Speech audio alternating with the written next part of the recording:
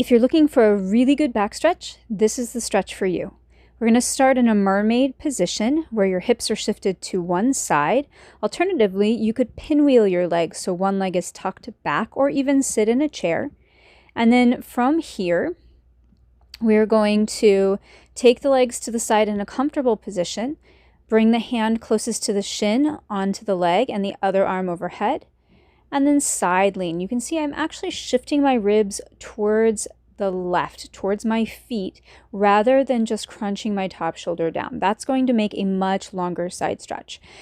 Begin to take your top arm, slowly turning your chest to the floor so the chest is moving with the arm, as is the neck, and that's really important. The arm will likewise travel back behind you, but that happens because the chest opens to the ceiling rather than the hand pushing back. And that's going to keep your shoulder much safer than if you just fling your hand back behind you for that stretch.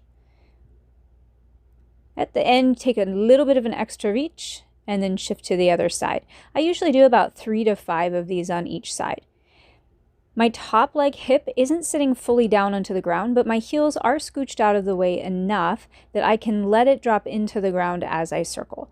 Like I said though, if this is a difficult position or uncomfortable position to sit in, just choose one of the alternatives.